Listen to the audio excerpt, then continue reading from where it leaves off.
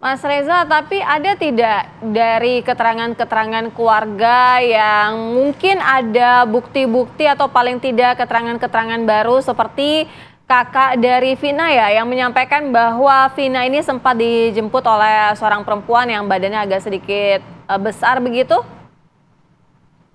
Iya, memang pada saat malam kejadian itu dijemput oleh dua orang. Dua orang itu satu menunggu di motor, satu turun menjemput. Tapi kan pada saat itu tidak ada apa namanya, tidak ada yang kenal gitu. Dan juga memang pada saat malam kejadian itu kebetulan di rumah keluarganya juga ada yang lagi meninggal, pamannya meninggal juga. Jadi tidak terlalu fokus dengan Vina pergi kemana gitu. Oke. Saya mau ke Pak Arianto. Pak Arianto, kalau menyoroti ini nampaknya berbondong-bondong begitu terpidana dari kasus Vina dan juga Eki akhirnya mengajukan PK. Kalau dari sisi kepolisian ini menanggapinya seperti apa? Saya bukan mewakili kepolisian ya, walaupun saya penasihat ahli, tapi ini pendapat saya. Saya menyoroti ini dari awal terjadinya gonjang-ganjing ya, saya katakan gonjang-ganjing ini adalah suatu perang opini ya, antara pihak yang di satu sisi itu sudah menghargai keputusan hakim yang sudah inkrah, di mana kasus 2016 itu sudah diputus inkrah dengan adanya 8 terpidana ya, dan sudah dilakukan. Sementara di sisi lain ada pihak atau masyarakat yang beropini bahwa itu dulu tuh pengadilan sesat. Salah orang, salah objek, sehingga menimbulkan kerugian dan penderitaan daripada orang yang tidak berdosa, gitu kan, kayak gitu. Jadi intinya, terus yang kedua, tindakan ini akibat dari apa? Akibat daripada polisi yang kurang profesional kan, gitu kan. Nah, melihat ini, saya hanya keprihatinan saya adalah jangan sampai rakyat itu dibikin bingung. Ya. Terus berturut-turut, nyatanya kan gitu kan, wah rame sekali pertandingan. Makanya saya kalau setiap kayak gini saya tidak menanggapi satu persatu karena apa? Rumit itu, masing-masing menganggap dirinya benar dan apa ada bukti yang ada. Makanya sejak awal ini saya dulu nyarankan, ini kan kasus hukum ya, negara kita negara hukum. Kemudian dipertanyakan kebetulan daripada praktek hukum itu. Kalau sudah putusan inkrah, maka jalan satu-satunya untuk menguji kebenaran itu adalah harus pakai PK. Ya. Itu makanya dulu saya ngusulkan ini hanya bisa diselesaikan dengan PK. Tapi kemudian kan muncul gonjang-ganjing masalah Peggy. Peggy itu kan, wah ini kan tersangka keburu-buru dan sebagainya gitu. Nah kalau ini silahkan pakai pra-peradilan. Nah kemarin kan sudah pra-peradilan, saya lega. Walaupun yang menang juga Peggy, bagi saya menang kalah itu tidak masalah. Yang penting ada kejelasan hukum mengenai langkah untuk menyelesaikan gonjang-ganjing ini. Nah makanya kemudian disusul dengan PK diajukan. Bagus itu. Karena apa? PK ini kan untuk menguji apakah benar dulu putusan yang sudah ingkrah dan sudah dilaksanakan itu benar apa tidak. Hanya itu satu cara gitu. Makanya saya dari dulu saya menolak melakukan audit investigasi, cari tim pencari fakta. Bagi saya itu bukan jalan yang benar untuk negara hukum ini. Ajukan PK dulu, kemudian jelas kira-kira nih pengadilan sesat apa tidak, salah apa tidak, nanti endingnya bagaimana. Jadi bagi saya nih putusan PK ini udah bagus, pengajuan PK itu adalah syukur yang lain juga mengajukan PK supaya nanti dicek ini benar nggak sih peradilan yang dulu. Disitulah rakyat akan bisa dijelaskan, oh ini sebetulnya hukum di Indonesia itu kayak gitu. Gitu. Kita akan juga dalami ya Pak Arya, sebenarnya kalau untuk novum atau bukti-bukti baru seperti apa yang bisa diajukan dalam PK sehingga memperjelas begitu, menjadi terang benderang bahwa memang pada saat itu tidak ada di lokasi atau ada CCTV atau alibi dan lain sebagainya. Nanti kita dalami, usai jeda kami segera kembali.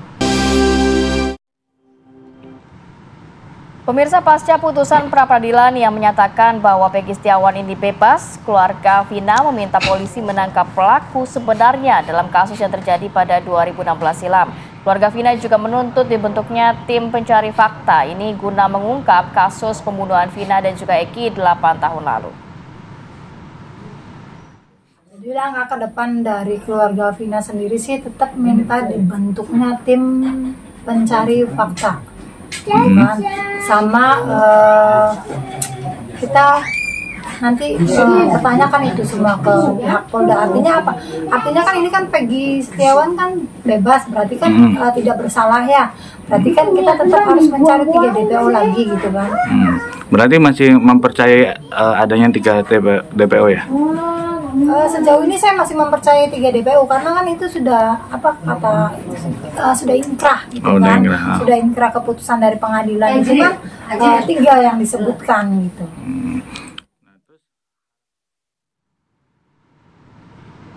Kita lanjutkan dialog, saya ingin ke Pak Ahyar. Ini novum atau bukti barunya ini harus seperti apa nih hingga benar-benar menandakan bahwa terpidana Saka Tatal itu tidak salah, tidak ada di lokasi atau alibi yang seperti apa? Semua alat bukti yang ada di dalam pasal 184 KUHP itu boleh diungkap. Jadi kalau bukti yang ditemukan sekarang ini dahulu belum ditemukan, itu intinya. Jadi semuanya, apakah itu saksi, ahli, surat, itu kan bisa pihak yang bersangkutan yang dulu dipidana juga dimungkinkan untuk diajukan. Jadi semuanya bisa dibuka. Sidang di pengadilan tadi Bung Farhad mengatakan udah ada tanggal sidangnya. Itu seperti biasa, bukan Mahkamah Agung yang akan menyidangkan, tapi adalah pengadilan majelis yang ada di pengadilan negeri di mana tempat dahulu perkara diputus. Nah itu berjalan, pihak jaksa tentu nanti juga bisa mengajukan alat bukti untuk mengcounter masalah itu. Yang di PK ini kan keputusan pengadilan, dulu yang mengaju yang menuntutnya kan jaksa, yang mungkin yang paling ujungnya sekali adalah penyidik kan di saat itu. Jadi dibuka lagi nanti terhadap kalau di counter oleh dari jaksa, artinya jaksa harus memiliki bukti apa yang paling kuat? Iya nggak tahu. Yang untuk tentu kan ini pasti juga jaksa sudah memperoleh salinan permohonan PK ini tadi. Tentu mereka akan mempelajari juga, dia juga akan dapat tentu mengkopi juga, meminta sekarang mungkin nggak boleh lagi memfotokopi alat-alat bukti itu. Dia lihat bukti apa yang ada. Tentu kan harus di situ kan berhadap-hadapan untuk men-challenge di situ, bukan bermusuhan sebetulnya pihak. Itu adalah men-challenge bagaimana tegak hukum yang sebenarnya, mencari fakta siapa pelaku yang sebenarnya, jangan sampai salah orang kan di situ.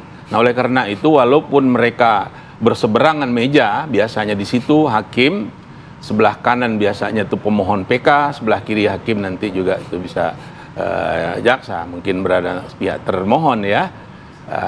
Itu bukan berarti bermusuhan, tidak. Sparring partner untuk mencari kebenaran dan keadilan sesuai dengan tujuan hukum kita yang sudah juga dituangkan di dalam Undang-Undang Dasar kita. Harus semua pihak melihat itu. Jadi landasan pola berpikir begitu, jangan ilahnya nggak saling tegur menegur, nggak boleh begitu. Kita mari berkompetisi mencari silang sengketa pendapat, argumentasi untuk mencari wujud kebenaran yang sebenar itu yang mana. Harus di situ cara berpikir kita sehingga nanti ditemukanlah yang sesungguhnya. Apakah memang ini kan Saka Tatal berhasil untuk membuktikan bahwa dia juga tidak. Tadi juga Bung Farhad mengatakan ini angin segar buat beliau menerima putusan dari Peggy, mau diapakan nanti putusan pra peradilan tentu akan diolah sedemikian rupa memperkuat argumentasi pihak Saka Tatal tentunya. Kita lihat saja, mudah-mudahan TV One juga menyiarkan juga masyarakat, biar ini pelajaran buat masyarakat.